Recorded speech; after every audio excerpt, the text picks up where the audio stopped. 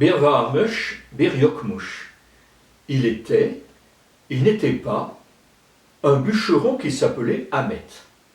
Ahmet le bûcheron, sa femme et ses 2 enfants formaient une famille heureuse.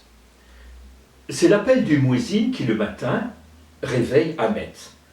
Après avoir fait sa prière, le visage tourné vers la Mecque, Ahmet prend un bon petit déjeuner, des tomates avec un filet d'huile, un peu de citron, du payas peinir, des olives, des figues et des mandarines selon la saison. Il embrasse sa femme, il embrasse ses enfants, il prend une hache, il met une corde autour de sa taille et il attelle son âne à la charrette et il part vers la montagne pour aller couper du bois dans la forêt. Sur le pas de la porte, sa femme lui fait un petit signe. Et puis, les enfants, c'est l'heure d'aller à l'école. Vous êtes prêts ? Commence une nouvelle journée. Ahmet le bûcheron, toute la journée, coupe du bois pour honorer les demandes de ses clients. Et il coupe du bois avec toujours la petite chanson aux lèvres. Baltalar limiste, uzumube limiste, guideri mormana, heye mormana. Et le soir venu, il descend jusque sur la grande place pour aller vendre tout le bois qu'on lui avait commandé. Et avec l'argent qu'il a gagné, il achète de quoi manger. Il passe chez le bacal, le kassab, le farangeux, il achète des fruits, des légumes, il achète de la viande, il achète du pain, il n'oublie pas le Coca-Cola pour les enfants et du Elva pour toute la famille. Et le soir, après un bon repas, agrémenté de conversations pendant lesquelles chacun raconte ce qu'il a fait dans la journée, Ahmet prend son saz, il s'assoit en tailleur, il commence à jouer, sa femme prend son tambourin, et toute la famille se met à chanter et à danser. Et avant d'aller dormir, il remercie Allah pour cette belle et bonne journée. Sur ce pays régnait un padishah neurasthénique.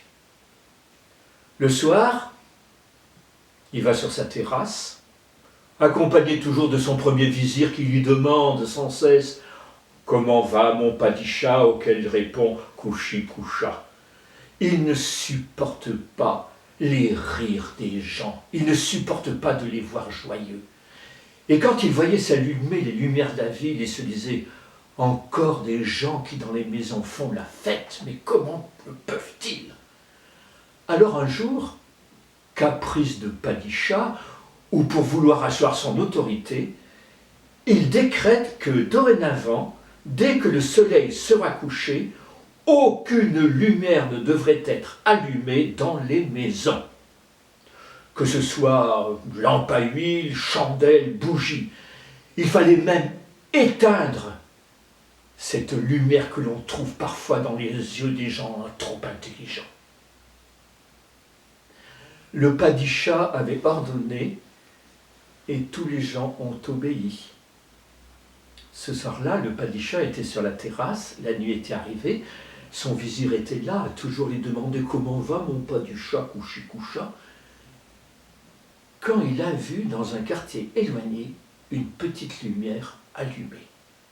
C'en était trop. Quelqu'un osait le défier, quelqu'un osait transgresser l'interdit. Il allait voir ce qu'il allait voir. Rira bien qui rira le dernier. Et comme il manquait totalement d'imagination, il s'est déguisé en marchand. Et il est parti à travers les rues obscures de la ville, une torche à la main. Il a trouvé le quartier, il a trouvé la rue d'où provenait la lumière.